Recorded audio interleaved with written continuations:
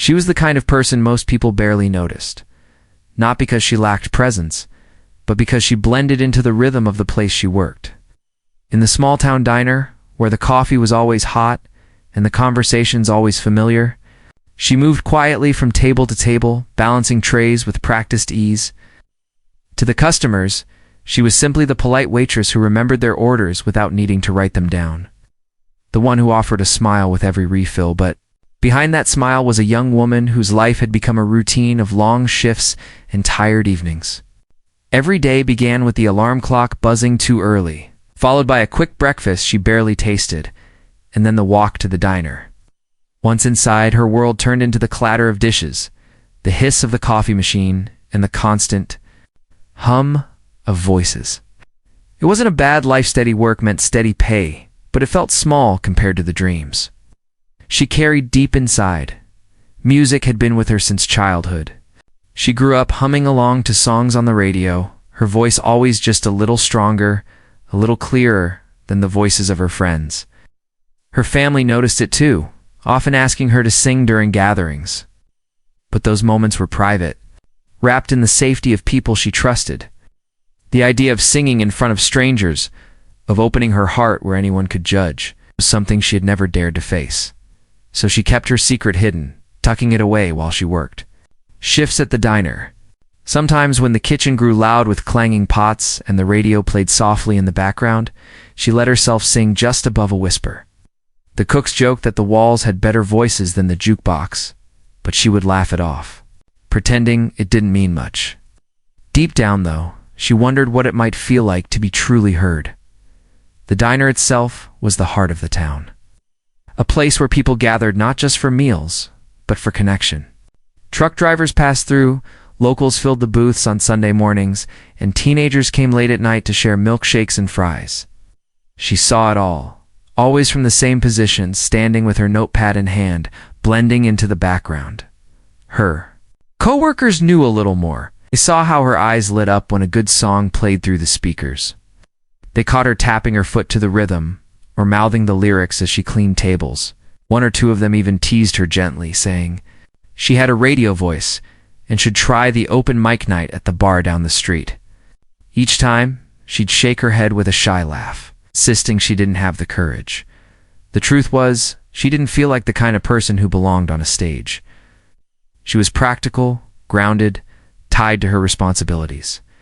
Dreams, she told herself, were for people with money, time, or connections, things she didn't have. And so, night after night, she put on her apron, tied her hair back, poured coffee for the same familiar faces. Yet, there were moments, fleeting moments when her imagination got the best of her. When the diner was nearly empty and the jukebox played a song she loved, she'd pause by the counter, close her eyes for just a second, and let herself imagine the crowd was listening to her instead. The applause, the bright lights, the chance to sing her heart out, it was a dream that both thrilled and scared her. The town itself was modest. It's a kind of place where everyone knew each other's stories. To them, she was the waitress. Nothing more, nothing less. Nobody asked about the songs she scribbled into a notebook tucked away in her locker. Nobody knew how her chest tightened whenever she heard someone sing live, wishing it could be her voice filling the air, and maybe that was why she stayed quiet. It felt easier to live in the role people already expected of her. She was safe there, hidden in plain sight, moving through life without causing waves. Still, somewhere deep inside, she felt that safety slowly turning into a cage. What she didn't know, what nobody in that diner could have guessed, was that life was about to give her a moment she could never prepare for, a moment that would tear through her fear and place her in front of an audience she never imagined facing. But for now, she was still just the waitress, walking the aisles of a small-town diner, humming softly to herself while the world kept on spinning. Unaware of the storm that was quietly building in her voice, it started with little things, small, almost invisible hints that the ordinary life she lived might not stay ordinary forever. To most people, it looked like nothing at all. But for her, each moment was like a quiet tap on the shoulder, reminding her of something bigger waiting inside. She had always carried a little notebook in her apron pocket. Most of the time, It was filled with orders coffee, pancakes, scrambled eggs, extra toast. But tucked into the back pages were words that didn't belong to the diner at all. Snippets of songs she wrote when the world grew too heavy. Phrases she had overheard at tables and spun into lyrics. Lines that carried a rhythm only she could hear. On slow afternoons, when the diner emptied and the sun poured lazily through the windows, she'd sneak a look at those pages. Sometimes she'd hum the lines under her breath, letting the melody dance softly in the air. The cook, half buried in dishes, once caught her doing it and raised his eyebrows. "That you singing?" he asked, half surprised, half amused. She shrugged, cheeks warm, and said it was nothing. But it wasn't nothing. One evening, while closing up, the jukebox in the corner broke into one of her favorite old songs. It was late, and only 2 customers sat in a booth, lost in their own quiet conversation. She hummed along without thinking, her voice low but steady. A regular woman who came in for tea every night looked up suddenly. "You've got a voice on you," she said with a smile. The waitress laughed it off, embarrassed. But the words clung to her long after the lights were turned off and the doors were locked. The truth was, music seemed to follow her everywhere. She heard it in the clinking of silverware and the steady rhythm of shoes against the tiled floor, even in the hum of the fridge behind the counter. Where others heard noise, she found beats and harmonies. When no one was looking, she sang. Not loudly, not boldly, but enough to let herself feel alive for just a few minutes. At home, her world was even quieter. The small apartment she rented above the laundromat didn't leave much space for luxury. But in that little living room, with a second-hand guitar leaning against the wall, she found her escape. Most nights after work, when her body begged for rest, she'd pick up the guitar instead. Her fingers weren't perfect on the strings, but her voice was something else clear. Aching, full of emotion she couldn't put into words any other way. She didn't tell anyone about these nights. Not her coworkers. Not her family. It was a secret she kept close, as if sharing it might ruin it. Yet, little by little, life seemed to push her toward moments she couldn't ignore. The bar down the street began running open mic nights every Thursday. Flyers were taped to lampposts and slipped under coffee cups at the diner. Every time she saw one, she felt a jolt of something, half excitement, half fear. Imagined what it would be like to stand there, under the dim lights, singing. 2 strangers. Then she quickly shook the thought away. No, that wasn't her world. She was just the waitress. Still, fate has a way of testing the quiet ones. One night, a young man who often played at the open mic came into the diner. Guitar case strapped to his back, he ordered a slice of pie and struck up a conversation. "Ever come by?" he asked. She shook her head, explaining she worked late most nights. He smiled, then added, "You look like someone who could sing." She froze, not sure how to answer. How could he possibly know? That night, lying in bed, she couldn't shake the feeling. Maybe her secret wasn't as invisible as she thought. Maybe, without realizing it, she had been leaving traces, little signs in the way she hummed while carrying coffee, or how her eyes lit up when music played. As the weeks passed, more small moments appeared. A coworker asked her to sing just one line of a song when the jukebox jammed. A group of regulars swore they heard her voice echoing from the kitchen. A child, sipping hot chocolate, told her she sounded like the radio when she accidentally sang out loud while cleaning. Each time, she laughed it off.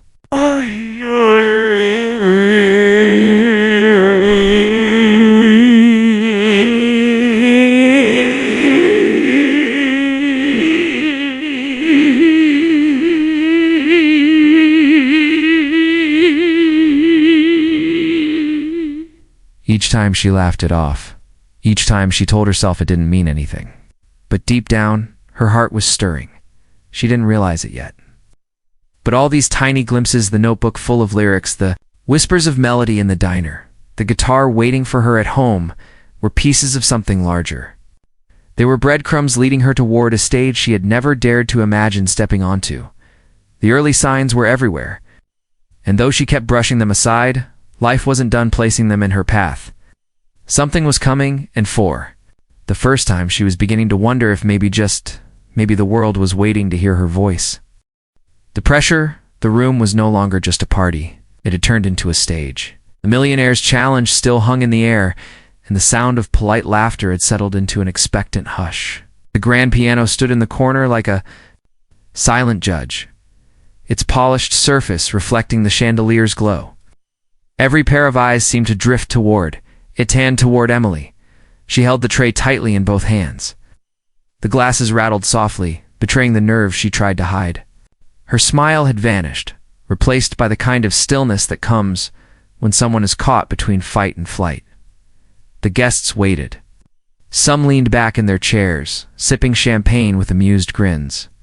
Others whispered to one another, "There," eyes flashing with curiosity. A few, perhaps kinder than the rest, looked uncertain, as though they weren't sure if this had gone too far. But no one spoke up. The host, meanwhile, basked in the attention. He stood with his arm resting on the back of a chair, glass in hand, a satisfied smirk playing at his lips. He had turned the moment into a game, and Emily was the unwilling piece. On his board, Emily's chest tightened as she searched for an escape. She thought of quietly excusing herself, of disappearing into the kitchen where the other staff worked unseen. But she knew the laughter would follow her, echoing even louder if she ran. She imagined the whispers. She was too afraid. Didn't know how to play at all. Her throat felt dry. She wanted to say something firm, to tell the host that she was here to serve drinks, not to be put on display. But the words refused to come. Standing in front of a room full of wealthy strangers, her voice felt too small. "Go on," the host said again, this time more firmly. "It's just a song. Show us what you've got." Emily glanced at the piano. Memories stirred. The first time she touched those keys as a child, the hours of practice in a quiet room, the pride in her mother's smile when she played. For years, the piano had been her safe place, her way of speaking when words weren't enough. But life had shifted. Bill's work and survival had stolen that time away. The keys had been silent for so long. Now, being asked to play wasn't an honor. It was a trap.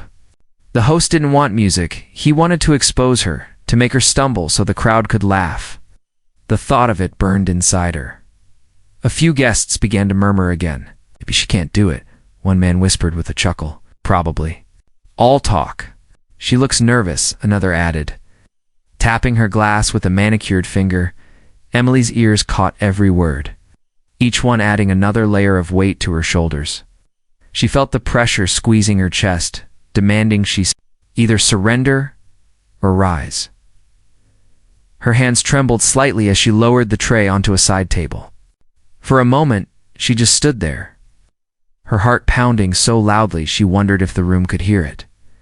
The silence stretched heavy and awkward. Guests leaned forward, waiting for her to move. The host raised his eyebrows, clearly enjoying the tension. Emily took a breath, then another. She walked slowly toward the piano, her steps measured, her back straight, even as fear pressed against her. With every step, she felt the eyes following her, some eager, some skeptical, some impatient. When she reached the bench, she paused.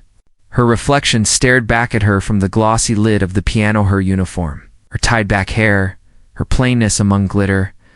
She pulled out the bench and sat, her knees almost knocking together. The room leaned in. The chatter stopped completely. Now, the only sound was the faint crackle of a fireplace in the corner. Emily rested her fingers just above the keys, not touching them yet. The smooth surface was familiar but foreign, like meeting an old friend after years apart. 100 thoughts crashed through her mind. What if I make a mistake? What if they laugh? What if I can't even start? She closed her eyes for a second. In that quiet, she remembered the small music room where she once practiced the sunlight. Streaming through the curtains, the way her fingers once moved without hesitation. The memory steadied her, but as she opened her eyes again, she saw the host leaning on the staircase railing, his grin daring her to fail. Oh. The pressure doubled. It wasn't just about music anymore. It was about dignity. Emily placed her fingers on the keys. The cold ivory sent a shiver up her arms. She hadn't yet pressed down, but the weight of the room pressed in on her. She could feel their impatience, their hunger for either beauty or disaster. Her chest rose and fell in sharp breaths. She thought of leaving, of standing up and walking away, of refusing to let herself be toyed with. But she also thought of the laughter that would follow her forever in this circle. She knew she couldn't give them that satisfaction. The piano waited. The silence stretched. Emily sat there, caught between fear and defiance, her hands trembling on the keys, and then she took the deepest breath of her life, ready to decide whether she would play, let the moment swallow her whole. The decision, Emily sat frozen at the piano bench, her fingers resting on the keys, but not moving. The room was holding its breath. Even the fireplace seemed quieter, its crackle faint under the weight of silence. All around her, expensive jewelry glimmered, wine glasses sparkled, and curious eyes pressed in on her. She could feel them, hundreds of them, waiting for her too. Crack. The host leaned against the staircase railing, one hand in his pocket, the other swirling his glass of champagne. His smile was wide, but not warm. It was the kind of smile that enjoyed the suspense. It's the kind that wanted her to fail. "Any time now," he said, his voice smooth, but loud enough to make sure everyone heard. The guests chuckled softly. A few shook their heads, certain she would. "Back out," some whispered, as though the outcome was already decided. "She won't do it," one woman muttered. "She looks terrified," another replied. Emily's chest rose and fell, her breath shaky. Her mind was loud with doubt. They laugh? What if I hit the wrong note? What if I freeze? Each thought was another stone on her shoulders. But deeper than the fear, something else stirred. A memory. She could see her younger self, seated at a second-hand piano in a tiny living room. She remembered practicing for hours, fingers stiff, but determined to make the keys sing. She remembered her mother's tired but proud smile as she listened. That piano had been her one safe place, a world where nothing mattered but the music. Now, here she was, at a piano again, but this time the room wasn't safe. It was filled with strangers waiting for her to stumble. She had two choices: walk away and let them laugh or play and risk everything. Her pulse quickened, her hands trembled on the keys, and for a moment, she thought she couldn't do it. Almost rose from the bench. But then, her eyes caught the reflection of the chandelier on the piano lid. Something about that glittering light reminded her that she wasn't invisible. She was still here, still alive, still capable. For the first time that evening, her back straightened. Her shoulders eased, not out of comfort, but out of resolve. She would not give the host the satisfaction of seeing her run. She lifted her head, her eyes scanning the crowd. For a brief moment, she met the gaze of a woman near the back, one of the few who had looked uncomfortable earlier. Their eyes locked, and in that silent exchange, Emily felt a flicker of encouragement. Not everyone wanted her to fail. Some wanted her to succeed. Her decision crystallized. She was going to play. Not for the host, not for the guests, not even to prove anyone wrong. She was going to play because music had always been a part of her, and no one had the right to turn it into a weapon against her. The crowd shifted in their seats as Emily adjusted her hands on the keys. The host's smirk faltered slightly, as if he hadn't expected her to actually accept his dare. Her fingers pressed down gently, releasing a soft, hesitant note that drifted into the air. The sound was fragile, almost too quiet, but it was real. She paused, the room holding still with her. Then she pressed again, this time more firmly, forming the beginning of a melody. The first few notes wavered. Her hands were stiff, uncertain, like a bird remembering how to fly. But with each passing second, the sound grew steadier. The guests leaned in. The room grew even quieter, as though the very walls wanted to listen. Emily closed her eyes briefly, shutting out the stares, the whispers, the host's smirk. In her mind, she was no longer in a mansion filled with strangers. She was back in that small room, sunlight falling on her face, music pouring out of her hands. Her fear didn't vanish completely, it was still there, beating in her chest, but it transformed. Instead of holding her back, it pushed her forward. Sharpening her focus, note by note, the music began to shape itself. A melody rose, simple but haunting, like a story told without words. The sound filled the hall, climbing up to the chandeliers, wrapping around the guests, weaving through their chatter until there was none left. For the first time that evening, the host stopped smiling. He shifted his weight, his eyes narrowing, as though the game had taken a turn he hadn't planned. Emily, however, wasn't watching him. She wasn't watching anyone. Her fingers moved with growing confidence, each note bolder than the last. The decision she had made to play instead of walk away was no longer just survival, it was power. The crowd sat in silence, their laughter replaced by awe. The sound of her music reached into corners wealth could never touch, and Emily, seated at the grand piano in a stranger's mansion, felt herself come alive again in a way she hadn't for years. She had chosen to play. Nothing would ever be the same again. She was a voice, her own voice, and it had finally been heard. The crisis had forced her into the spotlight. And though she had feared it more than anything, it had unlocked something she could never put back. That night, the girl who blended into the background learned that sometimes the scariest moment is the one that reveals who you truly are. Search for a way forward when the applause faded and the diner returned to its usual rhythm. She felt like she was floating. The sound of clapping still echoed in her ears long after the crowd had settled back into booths. For the rest of her shift, she walked as though she was moving through a dream. Customers smiled at her differently now, like they were in on a secret that had finally been revealed. Some stopped her to say she had given them goosebumps. Others simply nodded, eyes shining. House. As if words weren't enough, she thanked them all with shy smiles. But inside she was trembling. Part of her wanted to hide in the kitchen and never come out again. Another part wanted to climb back on the stage and sing another song. She couldn't decide if what had happened was the best thing in her life or the scariest. That night, walking home beneath the glow of street lamps, she replayed the moment over and over. The hush that fell when she began, faces leaning forward. The explosion of applause, her chest swelled with pride, then tightened with fear. What if it had only been luck? What if she tried again and failed?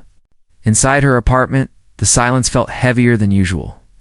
She set her apron on the chair and sat with her guitar, fingers grazing the strings. Normally, her songs felt private, like diary entries no one else should ever read. But now, she wondered if they were meant for more. For the first time, the little apartment felt too small to hold her voice. Still, doubt whispered at her. Singing once was one thing. Singing again, that was different. Now people expected it. Now there was pressure. She stared at the open mic flyer she had brought home from work, still folded in her pocket. Every Thursday night, share your voice. The words no longer teased her, they challenged her. The next morning, she tried to slip back into routine. She poured coffee, took orders, smiled politely. But the diner had changed. Customers asked when she'd sing again. Her coworkers teased her like proud siblings. Even her boss, usually focused only on business, clapped her shoulder and said, "Kid, you've got something special. Don't waste it." The attention both thrilled and terrified her. She had spent so long blending into the background that the spotlight felt unnatural, almost blinding. She didn't know how to handle people seeing her this way. She wanted to shrink, but at the same time, she wanted more. For days, she battled herself. One part wanted to crawl back into the comfort of anonymity, where no one expected anything. The other part, it was louder now, restless, hungry, wanted to step forward, to see where her voice could take her. By midweek, she made a decision. Thursday night, she would go. Wouldn't just wait to be pushed onto a stage again. Would walk onto it herself. That evening, she stood in front of her mirror, guitar case by her side, hands trembling. She looked at her reflection, half in disbelief. "This isn't me," she whispered. "I don't do this." But another voice inside answered, "It is you. It's always been you." At the bar, the atmosphere was different from the diner. Dim lights hung over small tables. The air buzzed with chatter and the smell of beer. People laughed, clapped, and cheered for each performer. She sat quietly in the back, her heart pounding against her ribs, waiting for her name to be called. When it finally was, her legs felt like stone. She walked slowly to the stage, clutching her guitar as though it might keep her from falling. The host smiled warmly, giving her a nod. "First time?" he asked softly. She hesitated, then shook her head. "Second," the crowd laughed at. Her honesty, the tension breaking just enough to let her breathe. She adjusted the microphone, strummed her guitar once, and closed her eyes. The song she chose wasn't one she wrote. It was an old favorite, something familiar, something safe. But when her voice rose, it wasn't safe at all. It was raw, emotional, alive. The bar fell silent just as the diner had. Its strangers leaned forward, pulled into her world. By the time she finished, the applause was louder than she ever imagined. People stomped their feet. Some shouted for more. She stepped off stage, heart racing, hands shaking, face flushed, but smiling. Truly smiling. Walking home that night, she realized the truth. This wasn't just a one-time thing. The stage terrified her, but it also fed her. The more she faced it, the stronger she felt. Her search for a way forward had only just begun, but now she knew one thing for certain. She could no longer pretend her voice belonged only to herself. The world had heard it, and the world wanted more. Breakthrough, the second performance at the bar, left her buzzing for days. The sound of the crowd cheering, the warmth of strangers clapping her back as she stepped off stage, felt unreal. Replayed it in her mind over and over, each time both stunned and humbled that people had responded to her like that. But the real breakthrough didn't come in a single moment. It came in small waves, each one pushing her a little further out of the quiet world she once lived in. The following Thursday, she returned to the bar. This time, she didn't sit in the shadows waiting for courage to find her. She signed her name on the performers list the moment she walked in. Her hands still shook, but there was a fire in her chest now, one that refused to let fear win again. When her turn came, she carried her guitar to the stage with less hesitation. She told herself, "They're not here to judge. They're here to listen." The song she chose was one of her own, a piece she had written late at night in her apartment. Never meant for anyone else to hear. She hesitated before the first chord, wondering if she was making a mistake. But once the words left her lips, the room transformed. Her song was raw, personal, born from the ache of long nights and quiet dreams.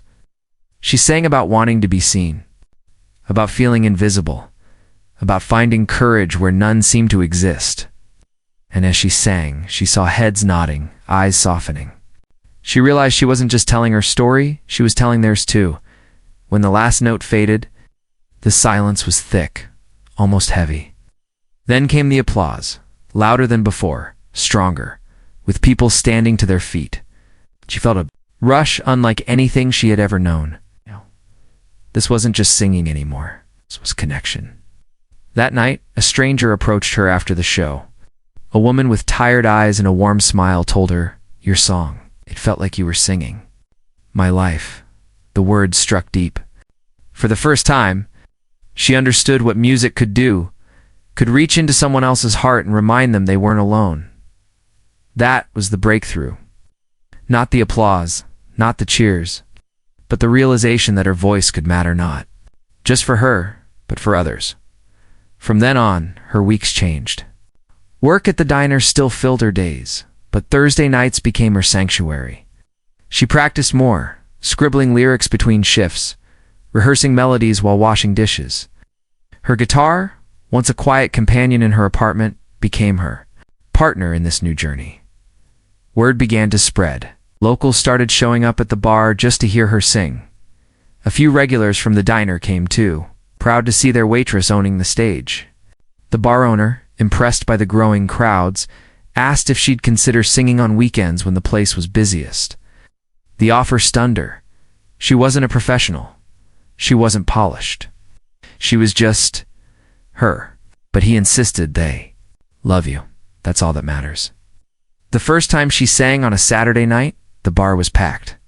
People she didn't know filled the tables, eyes fixed on the stage. She was nervous, yes, but when she began, the nerves melted away.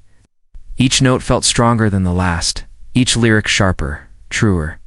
The more she sang, the more she grew into herself, like a flower finally turning toward the sun.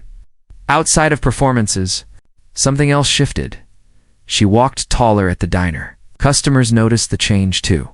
She still poured coffee and cleared plates, but there was a new energy in her smile, a light in her eyes. She was no longer just the background of the room. People looked at her with admiration, curiosity, even pride. Of course, the fear didn't vanish overnight. There were still moments when she doubted herself. Nights when her voice cracked, or when she worried no one would clap. But the difference was that now she kept going. She had tasted what it felt like to push through fear, and each time she did, she came out stronger. Her apartment filled with new notebooks, pages of lyrics spilling across the table. Some nights she stayed up until dawn, writing, strumming, letting her feelings turn into songs. What once was a secret hobby had become a lifeline, a way of carving out who she truly was. The breakthrough wasn't about fame or recognition. It wasn't about the crowd standing or the bar owner's offer. The real breakthrough was inside. She finally saw herself differently. She wasn't invisible anymore. She wasn't just a waitress. She was an artist with a voice worth sharing. And for the first time in her life, she believed it. Resolution life didn't change overnight, but it no longer looked the same. The diner still opened at sunrise. The same orders rolled in, and the same bell above the door chimed with each customer. She still carried trays, wiped down counters, and poured endless cups of coffee. But something about her presence had shifted. People didn't just see the waitress anymore. They saw the young woman with a voice that could silence a room. At first she tried to downplay it. She told herself the stage was only a side thing, just a hobby. But week after week, the bar filled with more faces, locals, travelers passing through, even people who didn't know her from the diner. They came for the songs, for the raw honesty of her voice. And with every performance, she felt her confidence deepen. It wasn't about being perfect. Sometimes her guitar strings snapped mid-song. Sometimes her voice cracked. Once she forgot an entire verse. But the strange thing was nobody cared. The crowd only cheered louder, as if her imperfections made her more real, more human. That realization lifted a weight she hadn't known she carried. She didn't have to be flawless. She only had to be herself.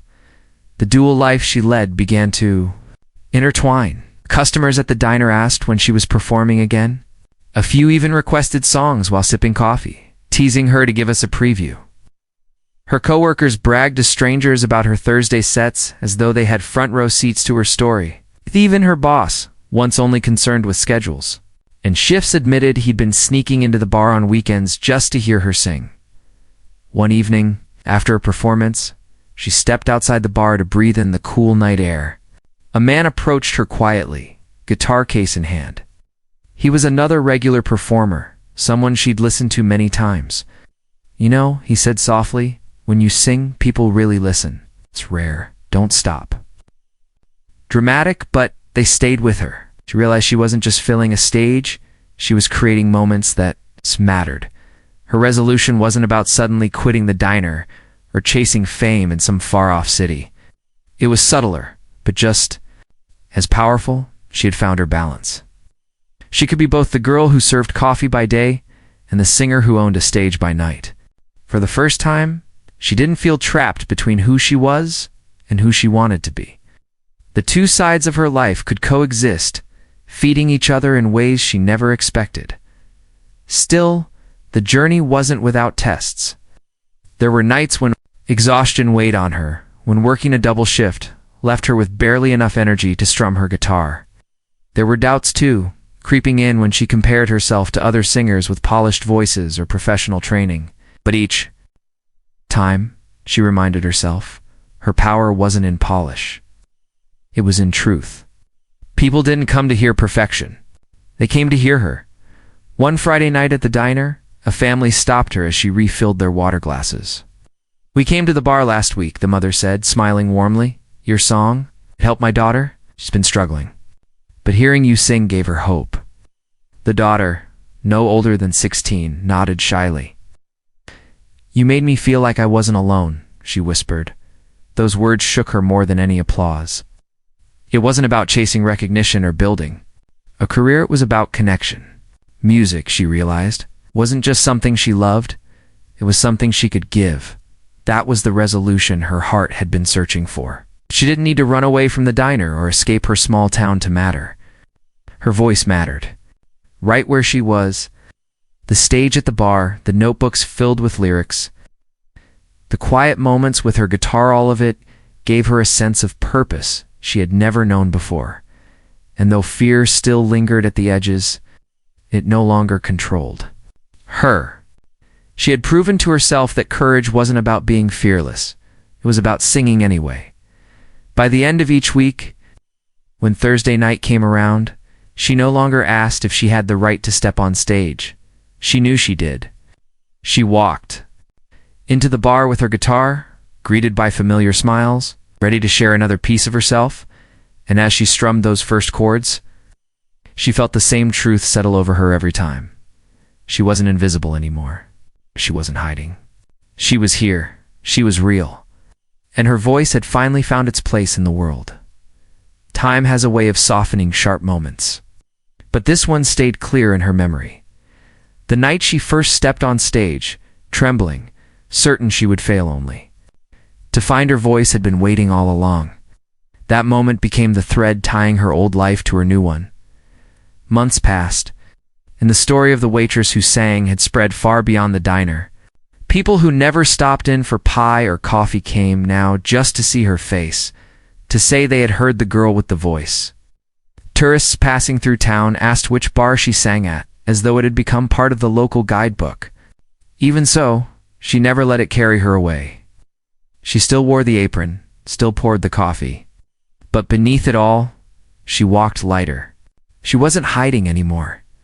The greatest legacy wasn't the applause, it was the way she changed the air around her. Regulars who once nodded politely now leaned in with genuine warmth. Coworkers found courage of their own, watching her face. Her fear, the shy dishwasher, inspired by her, signed up for open mic too, testing his own voice on a stage he never thought he could stand on. The ripple effect of her bravery stretched wider than she imagined. She also began to notice the quieter reactions, the ones that mattered most. People slipped her notes folded into their checks. "Thank you for reminding me to chase my dream." Or, "Your song got me through a hard night." Strangers would stop her on the street, not to flatter, but to tell her how her honesty had touched them. Each time, she felt humbled, almost overwhelmed. She had spent so long believing her voice didn't matter, and now it was helping others believe in themselves. But perhaps the deepest change was within her. For years she had told herself stories about why she couldn't, why she shouldn't. She had hidden behind fear, convinced that staying small was safer. Now, she understood something simple, yet powerful. Fear never goes away. Courage grows louder if you let it. Music continued to weave itself into her days, now not just on stage, but everywhere. She wrote more, sang more, even when no one was listening. She didn't wait for perfection. She sang through the cracks, the mistakes, the shaky notes, because she knew now that the truth in her voice mattered more than flawless sound. Her apartment, once a lonely stop between long shifts, became a place of creation. Guitars leaned in corners, notebooks filled tables, melodies spilled from the walls. What was once a small dream tucked into the back of her apron had blossomed into a life she lived openly. And yet she never lost the humility of where she started. Never forgot the clatter of dishes, the hum of the jukebox, the way her coworkers nudged her onto that first stage. She carried the diner with her, not as a cage anymore, but as the place that birthed her courage. Sometimes she wondered if she would ever leave the small town, if her voice might one day travel further. But she didn't rush to answer that question. For now, it was enough to know she had found herself. She had proven to the frightened girl inside her that she could stand up, sing out, and be heard. The legacy wasn't fame. It wasn't money. It was the way she had redefined herself. It's no longer invisible, no longer just the waitress. She had become someone who dared to share what was hidden inside, and in doing so, gave others permission to do the same. On quiet nights, when the streets were empty and the world felt still, she sometimes walked past the bar where it all began. The sign glowed softly, the same as it always had. But to her, it wasn't just a bar. It was the place where her life cracked open, where silence gave way to song, and every time she thought of that first trembling note, the way it shook the crowd, the way it shook her, she smiled, because she knew the truth now. One voice, even a quiet one, could change everything. Her story wasn't about becoming someone else. It was about uncovering who she had been all along.